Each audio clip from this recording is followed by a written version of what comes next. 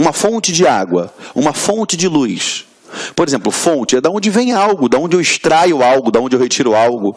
Entendeu? Fonte de água, eu vou lá naquela mina d'água. Fonte de luz, eu tenho o sol, eu tenho a lâmpada que está aqui dentro.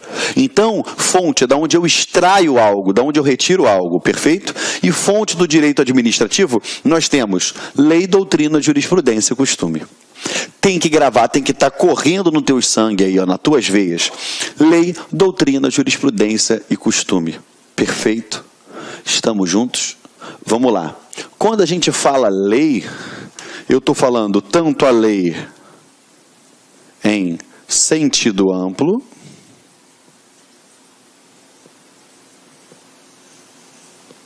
quanto a lei em sentido estrito.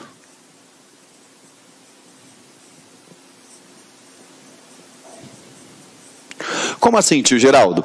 Lei em sentido amplo ou em sentido estrito? Vamos lá. Quando eu falo lei em sentido amplo, eu estou falando a respeito de tudo que tenha caráter normativo. Ó, tudo que possua caráter normativo. Como assim? Me dá um exemplo, tio Geraldo? Claro. Ó. Exemplo, decretos, perfeito? Instruções normativas, regulamentos, perfeito? Tudo aquilo que possua caráter normativo é o quê? É uma lei em sentido amplo, correto? Agora, Geraldo, e a lei em sentido estrito? É a lei propriamente dita. Ou seja, é aquela produzida pelo próprio poder legislativo, seja a Câmara dos Vereadores, seja o Congresso Nacional, seja a Assembleia Legislativa. É aquela produzida propriamente pelo poder legislativo. Estamos juntos? Perfeito? Foi? Lembrando que questão de prova adora colocar aqui, dividir isso daqui. Correto? Adora dividir e colocar aqui, ó, as leis como fontes primárias. Ok? Colocando as leis como fonte primárias e colocando a doutrina, a jurisprudência e costume como fontes secundárias. Tá? Geraldo, vai fazer diferença? Vamos lá. O que vai fazer diferença é que você tem que saber o que é fonte primária e o que é fonte secundária. Ok? Até aqui estamos juntos? Perfeito? Vamos lá. Doutrina. Você já percebeu que no direito administrativo a gente tem uma influência muito grande daqueles administrativistas, dos grandes estudiosos do direito, e que vem fornecer informações, estudos, posicionamentos que vão ser fonte do direito administrativo. Perfeito? Então, o que é a doutrina? São os grandes administrativistas. Quando você escuta falar na palavra doutrina, eu tenho douto, que vem do quê? De doutores. Ou seja, são os grandes estudiosos a respeito da matéria. Tá? Exemplo que nós temos aqui, Eli Lopes Meireles, Maria Silvia Zanella de Pietro, são grandes doutrinadores, ok? Jurisprudência, olha só. Jurisprudência. Toda vez que você ouvir falar juris e iuris, juris, eu estou falando do quê? Do direito. E prudência é o que é prudente. Jurisprudência é o que é prudente no direito. Como eu vou saber o que é prudente no direito? Analisando quem o aplica. Quem aplica o direito diretamente são quem? Os magistrados. Então, toda vez que um magistrado dá uma decisão, eu vou saber que ele está aplicando o direito daquela forma. Quando eu tenho um conjunto de decisões, eu tenho uma jurisprudência. Então, Geraldo, vamos lá, simplifica para mim numa frase. Jurisprudência é um conjunto de decisões acerca de determinado tema. Então, se eu tenho um conjunto de decisões sobre um determinado tema, eu tenho a jurisprudência. Beleza? Você já deve ter ouvido falar em jurisprudência majoritária, jurisprudência minoritária. Você já ouviu também falar em o quê? Jurisprudência pacífica. Geraldo, como assim? Jurisprudência majoritária é quando grande parte, a grande maioria pensa daquela forma. Minoritária, o nome já diz, a minoria pensa. E a jurisprudência pacífica é quando toda aquela corte pensa daquela forma. Entendeu? Perfeito? Então, o que é jurisprudência? É um conjunto de decisões reiteradas acerca de determinado tema. Foi? Vamos lá. Costumes. Geraldo, o que é um costume? A gente percebe na evolução da administração pública que lá atrás nós tivemos várias fontes do direito administrativo, tá? Nós tivemos um papel muito forte da doutrina, um papel muito forte do costume. Só que conforme o tempo vai passando, a gente percebe que cada vez mais aquele idealismo ele vai sendo positivado. O que era o costume? O costume era aquela prática reiterada de condutas. A conduta que é praticada de forma reiterada, ela era uma fonte para o direito administrativo. Só que, perceba comigo, quanto mais a doutrina foi batendo em cima de determinadas situações, o próprio corpo legislativo foram produzindo leis em cima daquilo. A jurisprudência, conforme foram dando decisões, foram produzindo conteúdo, ela foi aos poucos se positivando. Os costumes foi o mais afetado por isso. Por quê? Quanto mais a administração pública ela vai evoluindo, ela vai produzindo conteúdo legislativo, o costume ele vai deixando de ser utilizado. Que hoje, vamos falar assim, na prática, quase não vemos a utilização de costumes, até porque nós temos uma gama de princípios que vem a reger a administração pública. Perfeito? Principalmente da legalidade, que você vai entender mais à frente essa observação. Então, o costumes era a prática reiterada de condutas. Com o tempo, cada vez mais eu possuindo lei, eu deixo de utilizar o costume como regra e aplico a lei. Então, tem que ficar atento com relação a isso daí. Caiu na sua prova, fontes do direito, lei, doutrina, jurisprudência e costume. Ponto. Acabou. Tá bom? Agora, você entende que cada um tem a sua carga valorativa, entendeu? Que de fato pesa, a gente sabe que é a própria lei, que deve ser observada, deve ser seguida, ok? Até porque um costume contra a lei, ou seja, o costume contra a legem, não há de se falar em aplicabilidade no que diz respeito ao nosso direito administrativo. Eu vou aplicar a lei. Entendeu o que eu estou falando para você? Tranquilo? Aí eu trago um plus para você.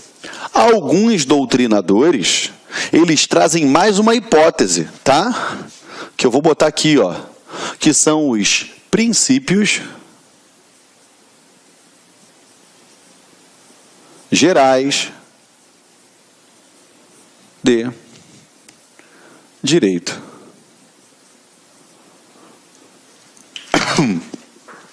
São os princípios gerais de direito.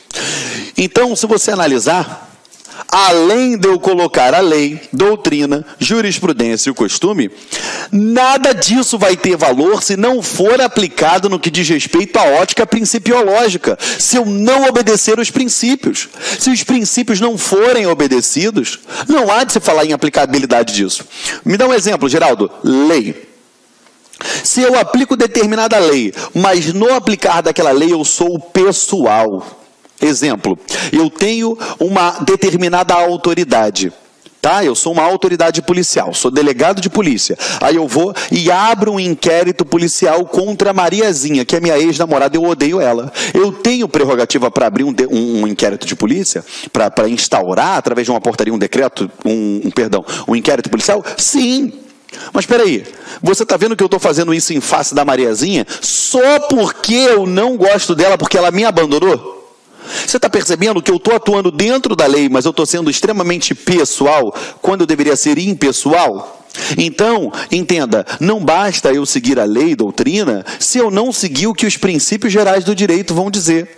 Entendeu? Por isso que essa modernidade trazida aí pela doutrina entende também ser fonte do direito, fontes gerais. Princípios gerais do direito. Entendeu? Então, em regra, lei, doutrina, jurisprudência e costume, e você coloca esse plus no seu material, princípios gerais do direito. Que você perceba que isso se reverte no próprio conceito do Eli Lopes Meireles, que ele diz que o direito administrativo é um conjunto harmônico de princípios jurídicos que vão regir os órgãos e agentes, e as pessoas jurídicas que o integram. Estamos juntos, meus amores? Perfeito? Tranquilidade? Então você aperta o pause no seu material, copia o que está no quadro para a gente dar continuidade. Tá bom? Foi? Vamos embora então. Tá? Não pode dar mole com relação a isso daí. Tá? O direito administrativo, ele não é difícil. Isso aí você vai perceber. A grande maioria tem uma dificuldade, por quê?